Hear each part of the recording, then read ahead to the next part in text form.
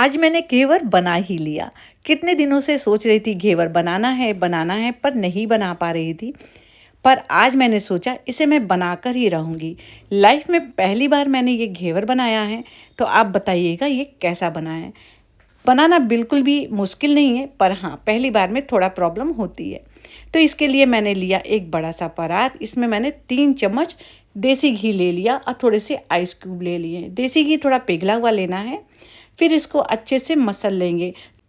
तब तक इसे हम मिक्स करेंगे जब तक कि घी का कलर क्रीम कलर का ना हो जाए। अभी येलो है ना, थोड़ी देर में आप देखेंगे ये क्रीम कलर का दिखने लगेगा। तो लगभग 30 सेकेंड में आप देखेंगे इसका कलर चेंज हो जाएगा। अभी आप देख पा रहे हैं इसका कलर चेंज हो गया है, क्रीम कलर का हो गया है। बस इतना ही हमें इसे फेंटना है। फिर आइस क्यूब को निकाल देंगे। इसमें थोड़ा पानी है, इसे भी निकाल देते हैं। अब फिर से हमें इसे फेंटना है और तब तक इसे अब हम फेंटेंगे जब तक कि ये जो घी है पूरा मक्खन जैसा नहीं हो जाएगा सॉफ्ट, तब तक हमें इसे फेंटना है। इसे फेंटने में लगभग 1 मिनट का टाइम लगता है। इस तरीके से ये बिल्कुल मक्खन जैसा हो गया ना, बस इतना ही हमें फेंटना है। अब इसमें डालेंगे मैदा। तो मैंने 1 कप मैदा लिया है। थोड़ा मैदा भी डाल रही हूँ, पूरा नहीं डालना है। अब 1/4 कप ठंडा दूध इसमें डालना है। तो जितना आप मैदा लेंगे उसका डबल आपको पानी लेना है। तो 1 कप मैंने मैदा लिया है, तो यानी 2 कप पानी लेंगे। और 1/4 कप मैंने दूध लिया है। दूध और पानी बिल्कुल ही ठंडा होना चाहिए, पर दूध जितना मैंने लिया उतना पानी को कम कर देंगे। तो 1 कप और 3/4 कप ठंडा पानी लेंगे और 1/4 कप ठंडा दूध, 1 कप मैदा। ये है क्वांटिटी। थोड़ा थोड़ा मैदा डालते जाएंगे, थोड़ा थोड़ा पानी डालते जाएंगे और इसका एक स्मूथ सा घोल हमें तैयार कर लेना है। यदि आपको ऐसे प्रॉब्लम हो रही है तो आप इसे मिक्सी में ये प्रोसेस कर सकते हैं, पर ज़्यादा टाइम के लिए नहीं। 1 या 2 बार मिक्सी को घुमा लेना है तो भी आपका ये घोल तैयार हो जाएगा।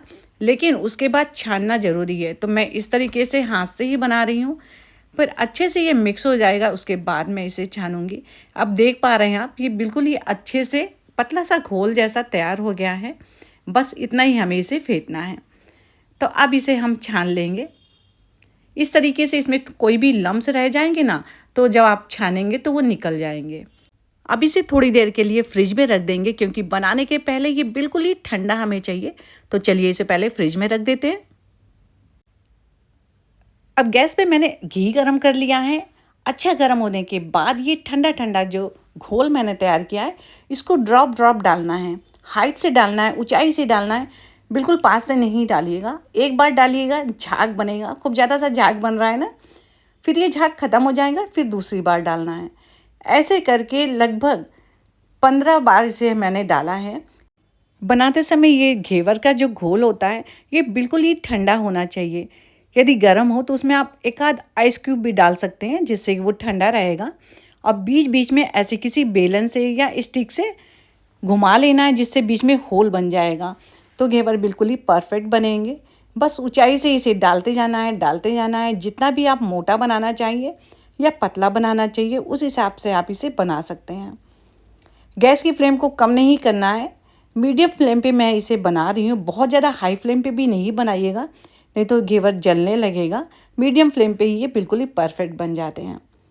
तो बस ऐसे ही थोड़ी देर इसे मैं डालती गई। हाँ, पहली बार बना रहे थे, डर तो मुझे भी लग रहा था कैसा बनेगा। पर ये जब पहला घेवर बन के निकला है ना, यकीन मानिए मुझे बहुत खुशी हुई है। तो अब इसे निकाल कर एक जाली पे रख देंगे, जिससे ऑयल नीचे चला जाएगा और घेवर में ज़्यादा ऑयल नहीं रहेगा। सेम प्रोसेस से मैं एक दूसरे पैन में बना रही हूँ। पहला मैंने जो बनाया था वो नॉन स्टिक पैन था, ये नॉन स्टिक नहीं है। तो मैं दोनों में बनाकर देख रही हूँ कि कैसा बनता है। इसमें भी कोई प्रॉब्लम नहीं, सेम प्रोसेस से मैंने इसमें भी बनाया है। तो ऐसा नहीं है कि नॉन स्टिक नहीं है तो चिपक जाएगा, नहीं, इसमें भी नहीं चिपका है। तो आप किसी भी इसमें बर्तन में बना सकते हैं, चाहे नॉन स्टिक हो या नॉर्मल ऐसा पैन हो। बस प्रोसेस यही रखना है कि घोल बिल्कुल ठंडा होना चाहिए और ऑयल गर्म होना चाहिए, और इसको हाइट से डालना है। एक बार झाग ख़त्म हो जाए उसके बाद दोबारा डालना है। इसी प्रोसेस से मैंने दूसरा भी बना लिया।